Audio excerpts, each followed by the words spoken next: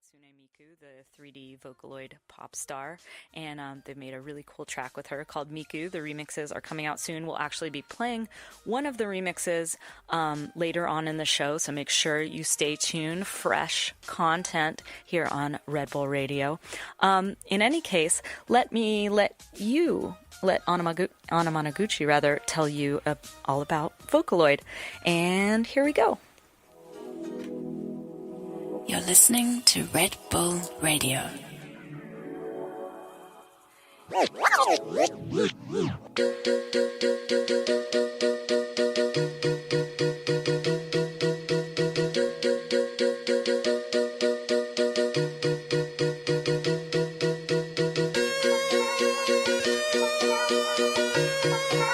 My name's Ari. I am in Anamanaguchi.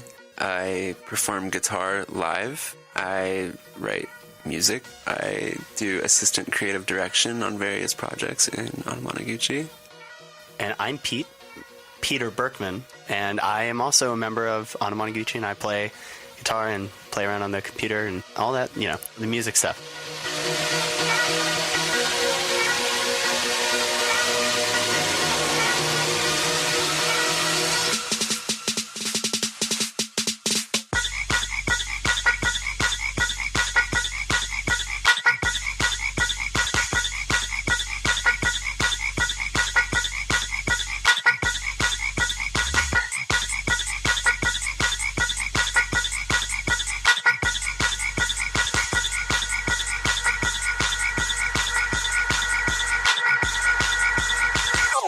How would you describe Vocaloid?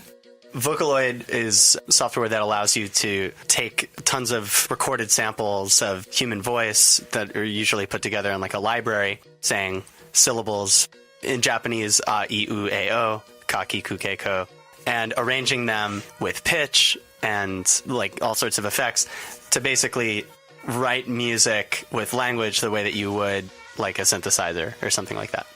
We worked on a song with Hatsune Miku. We've been admirers from afar for a long time, only recently just getting into the action of Vocaloid stuff, which has been going on for quite some time, since I think 2007.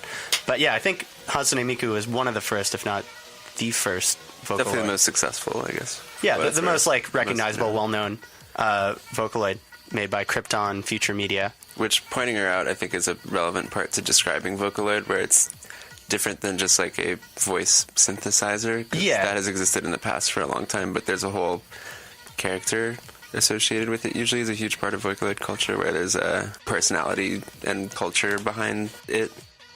I would love to know what your relationship was to Hatsune Miku before the song came about. Like, where had you heard about her? Were you fans? Like, how did you come to know her? I think I probably first heard about Hatsune Miku on something, like browsing YTMND or something like that, like some website. Just seeing her as sort of like a phenomenon online for a long time. And I wasn't actually quite sure what it was. And then, it sort of became one of those things that grows and doesn't really like fade away or anything like that. I got a lot more curious about it. I think it was our friends P-Lander Z, who we went on one of our earliest tours with. They're from Japan, and they were saying, you have to check out Hatsune Miku. This would be perfect for you guys. And that's when I started checking it out a bit more.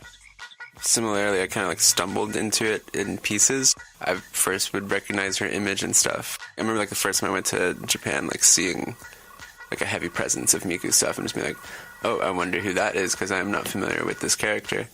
And then I remember also hearing Miku stuff and not really understanding what I was listening to, because there was no proper presentation of like, yo, you got to check out this weird thing. Like, so it's kind of like putting the pieces together throughout time of like, okay, so it's not a real person, but it is a real character. Right, it's not an anime. Who's writing it's not it. A video game. Yeah. I remember seeing her on car sponsorships a lot too. That was a big part of it. Like I remember seeing like full like Itasha, like where they do the like people wrap cars completely like in her graphics. So how would you describe Hatsune Miku, the entity, I guess, to someone who is not familiar with this character? It's like a made-up character that I would try and be like, kind of, it's sort of like a cartoon character, but it's not exactly a cartoon. I mean, she has, okay, her background real quick. She's 17, right? I'm pretty sure. Yeah, the character I think is like eternally 16 or 17. It's 16 or 17, which we can get into later, but I do love the idea of making her age at some point, but she's not currently. Because I like the idea of just being like, oh, I decided, because she is user-based. But yeah, you can. So, part of the way that the songwriter can interact with Miku is there's like a gender slider, there's a breathiness slider. There should be an age one, though. You should be like, oh, I want to record with 2-year-old Miku and 80-year-old Miku. Yeah, it's sort of like, at that point, playing with, like, if you've ever played, like, an RPG or something, like a character creator where you can make the person really big or really tiny. But she doesn't have that, though, right? No, she doesn't have that. She's a bit older. Right, so there's certain, like, parameters that don't change, and that's 16. What makes her Miku. Yeah, and then 16, there are things you can change. Cool turquoise hair, essentially like a user-based pop star. People use her voice to release music. There's like a lot of fan art and fan music around it, and she is definitely like a large pop star and like large phenomenon. Yeah, it sort of like pushes like the iconic level of pop stardom to its logical place on a computer, I think. You can call me Miku. Blue hair, blue tie, hiding in your eyes, hide and secrets. Anyone can find me. No music coming from my mind. With you, I'm thinking Miku. With you, I'm thinking Miku. With you, I'm thinking Miku. With you, I'm on top of the world. Because of you, all I wanted to do is follow you. I'll keep singing along to all of you. I'll keep singing along. I'm thinking Miku, Miku, with you. I'm thinking Miku, Miku, with you. I'm thinking Miku, Miku, with you. I'm thinking Miku, Miku, with you. Miku, what's it like to be you? 2020, looking in the rearview. Make me feel like Superman. You can do anything you want. I mean, something that I think is so interesting is talking about the role of authenticity in pop music. And you could make the argument that Hatsune Miku is the most authentic pop star because she's singing fans' words back to them, but she's not a real person. Authenticity is a funny word to throw around in art because a lot of what like the industry at large values about authenticity is stuff like Adele screwing up at the Grammys and being like, you know what, I'm going to do it again. And then the big article Ari showed me the other day is like, Adele messes up, proving she's actually human. Everyone is definitely questioning themselves a lot about like what is authenticity to me and like how should I value it. So that's where you have articles like that. Our last album in 2013 was called Endless Fantasy. Since then, the fantasy has sort of ended. Someone like Hatsune Miku, the people that express themselves through Miku and a community built around her, they sort of understand what's going on. You would be a lot like Banksy to say, did you know that this is not real? It's like, sure, who cares? But meanwhile, everybody knows the Grammys are a joke. I don't know. I've also made the argument about Miku that she's like a very eco-friendly pop star, basically, where she's like she's very good for people. Also, like if you do actually imagine a 16-year-old girl that was like scouted out to be like thrusted into like some crazy pop stardom world, that usually has very weird and negative side effects on that person. Yeah, psychologically, there's a lot of demand that goes into saying, here, you human being, please become electricity, be everywhere at once, have chain smokers accept your award at the Grammys. But literally with Miku, it's kind of like, when you die. Like, it's one thing if what we do want is to have a 16-year-old girl be our pop star, it's kind of like, at least let's not use a real person. I think that's like the least you could do in this situation and not ruin someone's life like that. There's going to be no like crazy drug action backstage. There's not going to be any weird exploitation of any sort. But that does come out in the user side. I think that's where it's funny. Oh, right? sure. So there's a whole dark Miku world that exists. Yeah, you can choose to do that. That want to have that element. People can I guess, evoke whatever they want to through Miku as long as it's not damaging to the character? Like, where does Krypton draw the line? Yeah, Krypton has a set of rules with the use of their character. Like, she can't be depicted with alcohol, for instance. Because she's not of age. Because she's not of age. Other Vocaloids who are older can, but she be can depicted with alcohol. It's totally age-based for the record. Like, I remember like reading through their rules, and it was literally just age-based stuff. Like, there was something else she was allowed to do. She's also not allowed. She's not arguably- allowed to make political statements or religious statements, stuff like that. Yes, I mean, it's loose though, right? Like, there is like a set of rules, kind of like unspoken agreement of how she should be treated and like what her story is. You know, the way like when I say like, oh, I want her to be 15 now, there'll be a lot of people like, no, she's 16. There's like a full user-based thing, but there is also, you can still go see crazy Miku porn online if you want. You know, like, it's definitely out there. Like, it's or like make it. What you do. Yeah, I mean, and with the songs, you can also, you know, you can do anything. Like, she has amazing, like, really aggressive metal tracks that I love. Like, there's like a whole side of her where it's people figured out how to like make her like growl, basically, like to like by use using her like voice. a vibrato command that you would normally use for like an operatic embellishment. But if So you it sounds turn it like up, guttural screaming. yeah, if you turn it up to like, well, do vibrato, but like 6,000 times per second, because you're a computer and I can tell you to do that. At this range, it will sound like raw. In our Miku track, we wanted to include a bit where she's sort of like rapping. You know, there's a lot of fun pitch stuff that goes on in rap where it's not notes, so you have to sort of mimic speech patterns, which have a lot of pitch bending and dips at the end, and how much of like flow is not rhythmic necessarily. Like, Right. we're, like usually like we talk about like a rapper's flow, but like a lot of it is a lot of the like intonation and pitch stuff. So it's definitely fun to like try and break that down. yeah, which is like not so different from what we have done in the past, like chiptune music, making music for old, NES sound chips and stuff, where you sort of have to create an illusion that this like very simple square wave is sounding either like a violin or like ludicrous or something. Past that, there was also just the language barrier, sort of language clarity, where it's like, you know, you can write for her in any language. She was definitely designed to speak Japanese, and like does come from recordings of Japanese syllables at the end of the day. So it's definitely like it takes time to definitely figure out how to get her to sound good in other languages. Yeah, English is a very difficult language to break down phonetically because, Japanese is built off of a syllabary where it's all a, I, U, E, O, or kakiku, tati too. So you can engineer those things and have them really work almost as well because of the like percussive nature of the language itself. They didn't start Miku and be like, oh yeah, she'll probably be a really successful English-speaking pop star at some point. I know that there's an English language Vocaloid, Cyber Diva. Cyber Diva is like the Lady Gaga lookalike. Well, she's the like there. the like Metropolis, Sasha Fierce, but Gaga style. But going back to what you were saying about English being a language that's hard to break down phonetically, do you see that as maybe something of a barrier that could impede Vocaloid from becoming more popular here? No, it's only temporary, I think. There's already insane developments on the way when it comes to not only breaking down the English language and synthesizing it, but breaking down recordings of the English language, which a lot of companies are doing this. Even Adobe is making a sort of Photoshop for speech right now. It's pretty hardcore. You could like rearrange my entire sentence to say like, my dog is really great.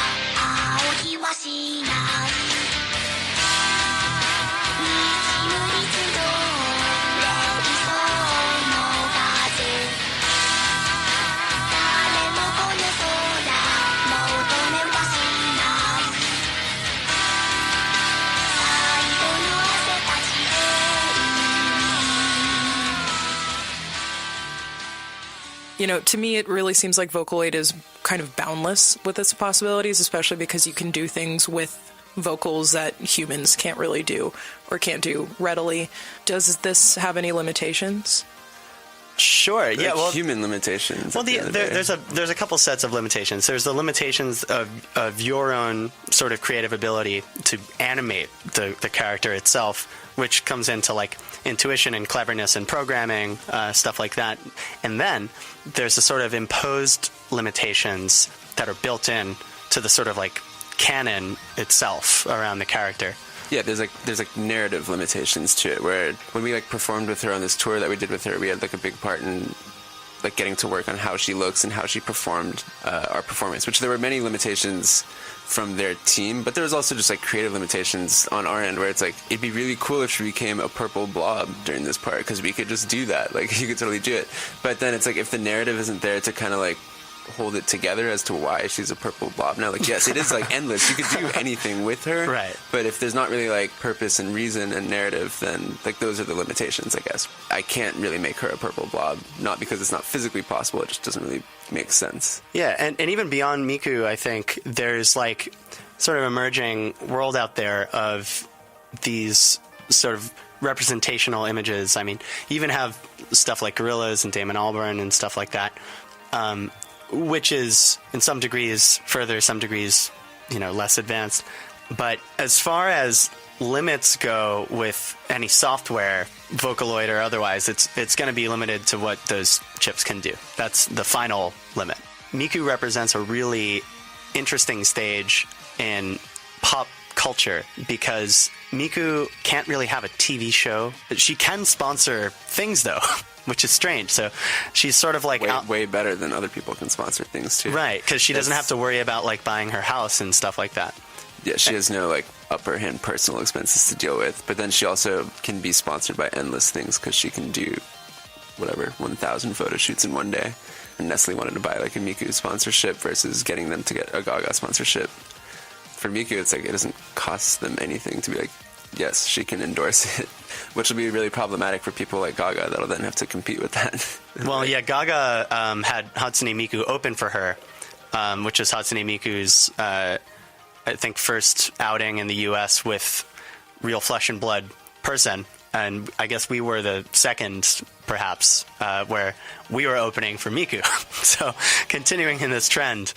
So what did that mean for you guys, and especially in North America, because this was pretty much the first time that this had happened besides the Gaga thing? There had been like Miku expos before that in North America, but I believe this was the first time that they had a band perform alongside her, or like with her, opening.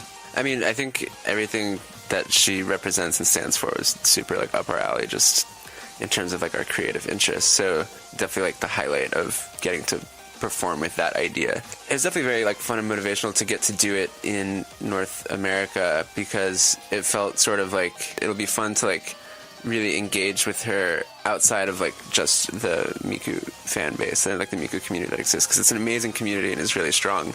But there's also so much of the world and like, people that we're into and like doing stuff with that we're kind of like, oh, this will be like a great way to kind of like open that dialogue a little bit, Yeah, and taking a community that's so strong and has such a presence on the internet and then bringing that IRL, I guess, like it's so strange because the fans themselves, the people attending the show themselves, are the gathering that makes Miku exist, which is true of the Juggalos too. It's true of the people who listen to our music. It's always true that the formal cause of like any art is going to be the audience it's intended for, and Miku just sort of makes that quite clear, quite obvious. But finding that like balance of kind of like have an interesting conversation with the idea of Miku and kind of putting that into a track, and hopefully like expanding on like what her world is currently. And for us, obviously, there's a whole new world that we got to perform to. I mean, every night that would be on the tour, like would have like at least like an hour conversation with someone in that city. Like, let me sit you down and explain to you everything that's really cool about Miku and like why we're really hyped to do this. Definitely like a challenge to kind of just put that into a track, I guess was the idea. So a balance of kind of like trying to do some like different stuff with her, taking her in like different directions she hadn't been in, but also not being too like left field with it. Like definitely trying to like help it fit into the narrative. 初めましてとかなんか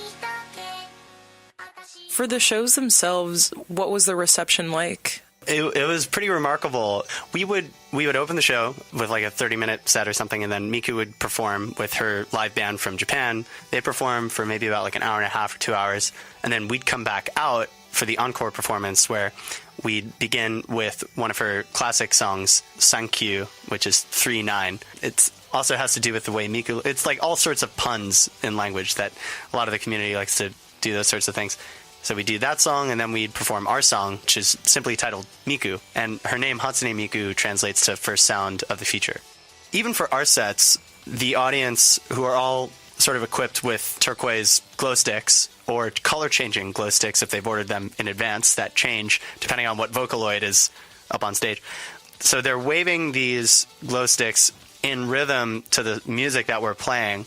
It's almost as if we're performing for like a really stretched out LCD screen or something like that, where these are all like individual pixels that are moving on their own, even for our set. And they would learn the rhythms of the tracks themselves, and they know when the buildup is changing from quarter notes to eighth notes and stuff like that, and double time. And they'd know when to, like, instead of the lighters in the 60s or whatever, they were waving their glow sticks left and right. And then for Miku's set, there's actual choreography that is established for a lot of the music, where there's certain gestures that the veterans are sort of expected to do, and the newbies look on and try to follow as best they can. And so, yeah, there's just like a very, very interesting dynamic there between the musicians on stage, the image being, sent out, and the fans who are so involved in the spirit of the room, and they are fueling the emotion of the entire space. And I think everyone that was involved on the show, like, I think pretty much everyone is exposed to something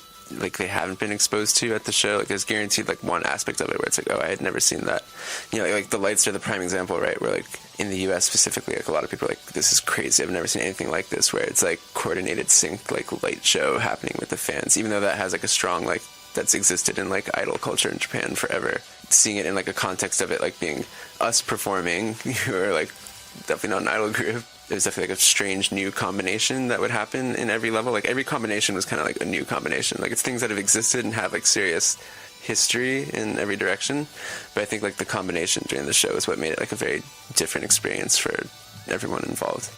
The CEO of Krypton was walking around the Hammerstein Ballroom show, with the last show of the tour, with just like a camera, like wearing like a Hawaiian shirt, open button, taking photos of fans. He didn't want to be doing anything else. He was just having so much fun.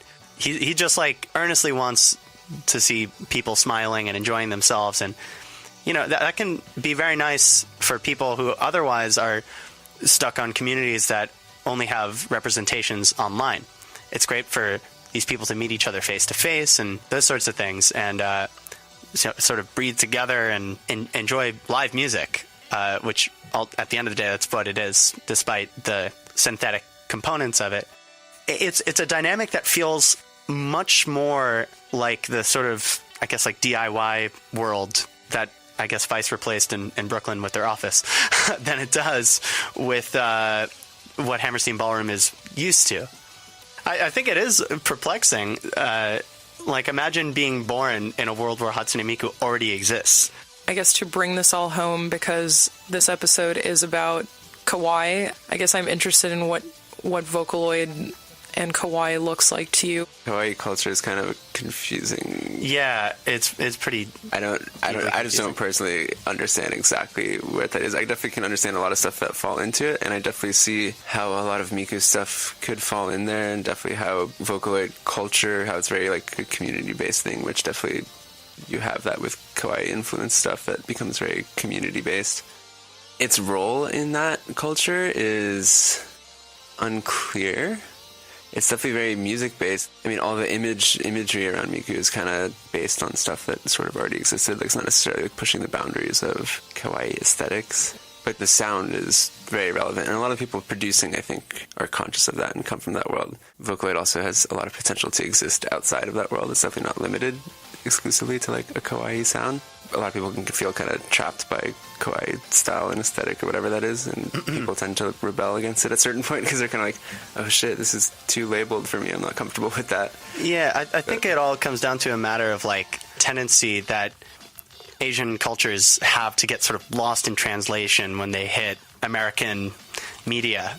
The yoga classes are nothing like Indian yoga, and like, you know, Silicon Valley's idea of Zen is very different from a Chinese person's version of Zen. In America, I think, and probably in England too, and Europe, there's this idea, I think, that kawaii is just like a style or like an aesthetic or something to be worn or tried on simply as like a fashion.